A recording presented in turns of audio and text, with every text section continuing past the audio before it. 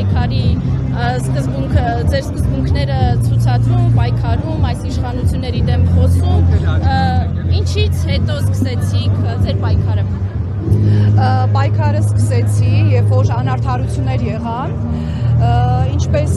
ցանկացած հայ 18 թվականին խաբվեց, դրանց մեջ էի նաև ես, բայց ուղիղ 5 ամիս հետո ես հասկացա, որ այս իշխանությունները չեն եկել այն նպատակներով, որով մեզ խաբեցին։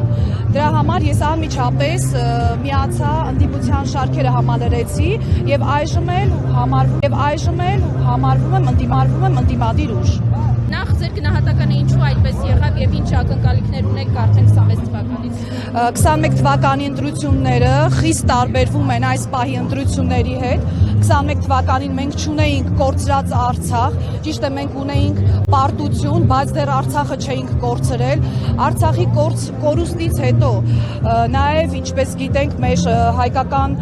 հողերը այս պահին օկուպացված են ադրբեջանցիների կողմից։ Դրանից հետո ես կարծում եմ մեր ժողովուրդը պիտի սթափվի, մեր ժողովուրդը պետք է ավելի ճիշտ մտածի եւ ընտրություն կատարի, ոչ թե 21 թվականի նման, այլ լրիվ ուրիշ ձևով, այսինքն մեր ձևով։ Տիկին Հակոբյան, այս ողջ ընթացքում ինչ եք արձանագրել, ինչ տրամադրություններ են մարդկանց մոտ եւ արդյոք կապահովի համապատասխան ծովով մասնակցությունը դա։ Ուրեմն իրազեկման ակցիաներն են մասնակցել, որոնք սկսվել են մոտ 2 ամիս առաջ, այդ ժամանակ ես արդեն այս շարժման մեջ էի, կուսակցության մեջ էի,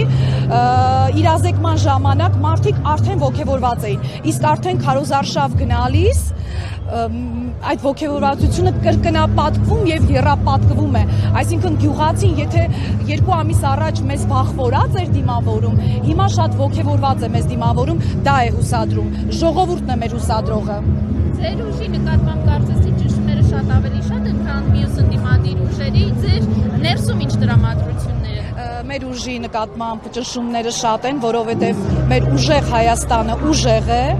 իսկ ներկայիս իշխանությունները հենց այդ ուժից են վախենում եւ կարելի է փաստել բռնաճնշումները մեր թիմի հանդեպ են, սա նշանակում է, որ մենք գնում ենք բացարձակ հաղթանակի։ Եվ որպես պատգամավորի թեկնածու ինչ պարտավորություններ եք զգում։ Ես մեծ պարտավորություն եմ զգում, որովհետև միշտ կանգնած եմ եղել իմ ժողովրդի կողքին, որպես մանկավարժ, լինելով նաև մանկավարժ, ակնկալիքներս շատ մեծ են, քրտնաջան աշխատանք է լինելու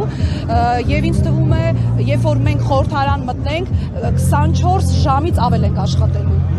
Տեսեք Ալիկ Ալեքսանյանը, որին 2 ամսով կալանավորեցին, դեռ շատ ժամանակ առաջ քաղաքապետարան հայցեր ներկայացրել, տեղեկացրել էր, իրազեկել էր, որ